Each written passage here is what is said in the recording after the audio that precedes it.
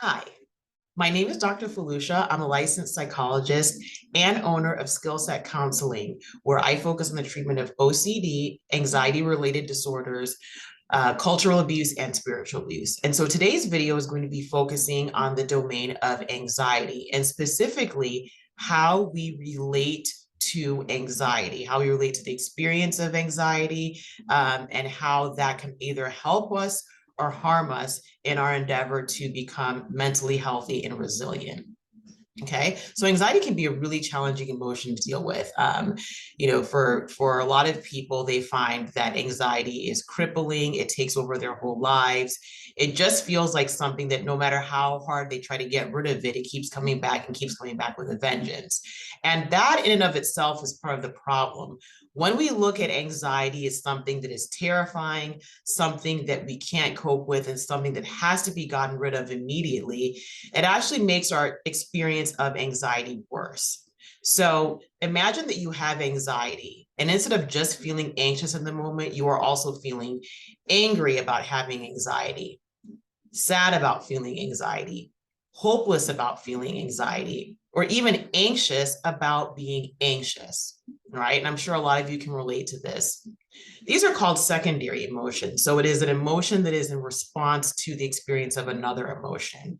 And when this happens for individuals who are having anxiety, it just compounds the negative effects of the original anxiety. It makes it really difficult for people to see clearly, think clearly, and get to what their goals are. There's a really illustrative video of this concept, and it's called The Struggle Switch by psychiatrist Dr. Russ Harris. And so I'd encourage you, go in your YouTube search engine and just put in struggle switch and Russ Harris. And he explains this with illustrations and in a lot of detail.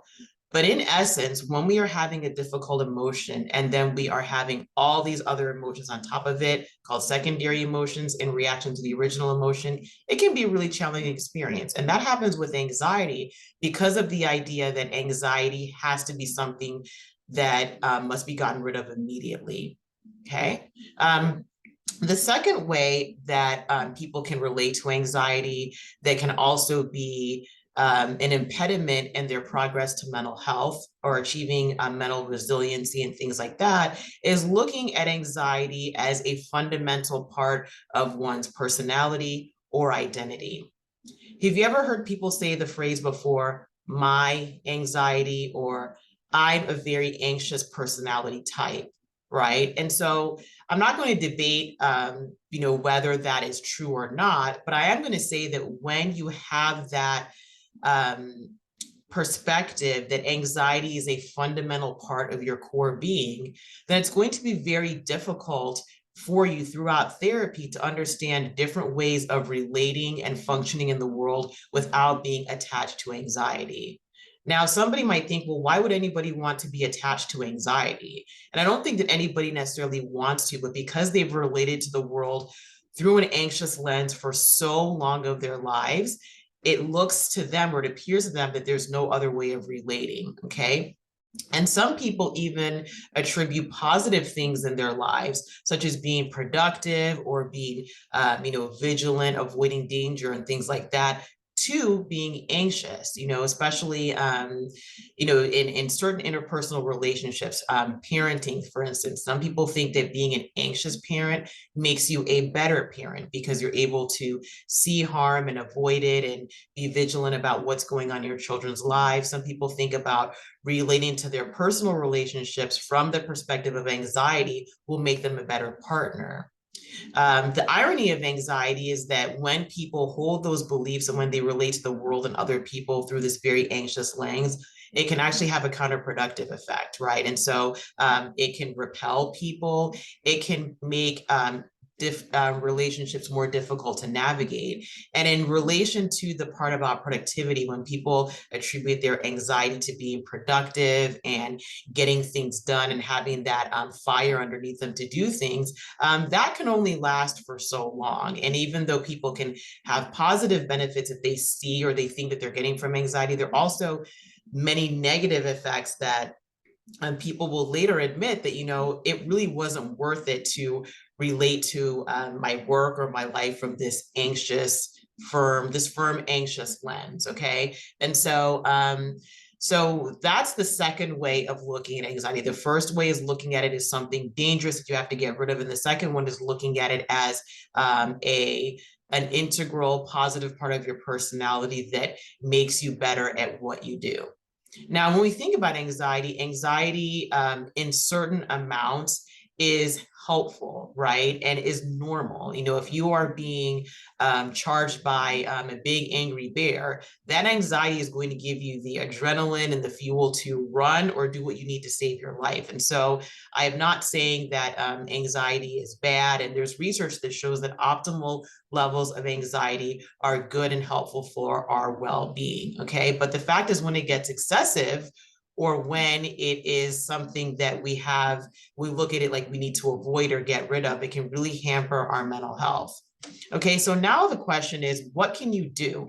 How can you learn to relate to anxiety and think about anxiety in a way that's going to help you reach your goals? So I'm going to go back to the first way I talked about. When people are really upset by anxiety and they look at it as a dangerous thing they have to get rid of, what you have to learn in this situation, if you feel like this is you, is you have to learn to do things while anxious and understand that even though physiologically you might feel like that anxiety is going to kill you or it's going to destroy you or whatever you might be thinking at the time, that is what your body feels, but that is not necessarily the truth, okay? Anxiety is not harmful. It's not going to destroy you. Doesn't necessarily present to you a physical threat, even though you might feel that in the moment. But I can tell you this all day, the way that you actually learn it is through therapy, and specifically therapy that will help you change your behaviors in anxious situations. So a lot of times when people are anxious, they just want to avoid feeling it. It is understandable. Anxiety is not pleasant, right? Especially for prolonged periods of time. And so what therapy teaches you to do is teaches you to, in essence, learn that even though there are levels of anxiety present, you don't have to get rid of them to reach your goal or to do whatever it is that you're moving toward, okay? You'll see that through therapy, anxiety is something that ebbs and flows. It's higher sometimes, lower sometimes, but that level of anxiety does not have to dictate how you run your life or how you relate to people, so on and so forth, okay?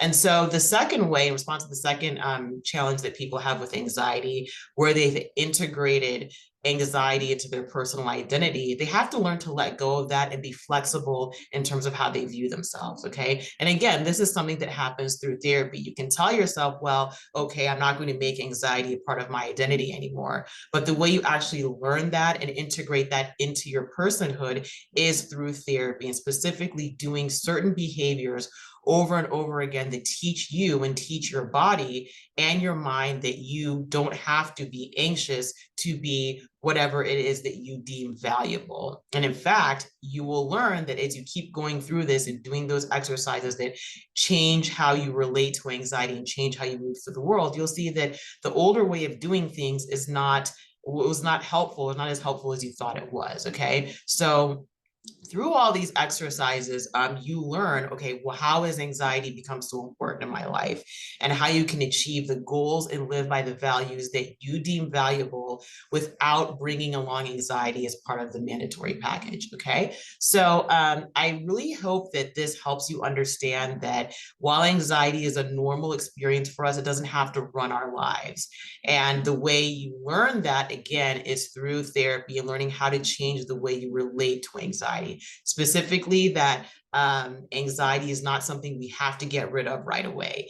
It is something that oftentimes will either go away on its own, decrease on its own if you leave it alone and don't tamper with it, or even if it's still there in higher levels, you are still doing the things that you value despite that anxiety screaming at you in the background. And again, these are learned things you do through therapy. And then for those of us who feel like, we can't let go of that anxiety as part of our identity, as you learn different tools. As you start implementing those different tools, you will see how to be flexible in how you think about yourself, how you think about your emotions, and how you process them.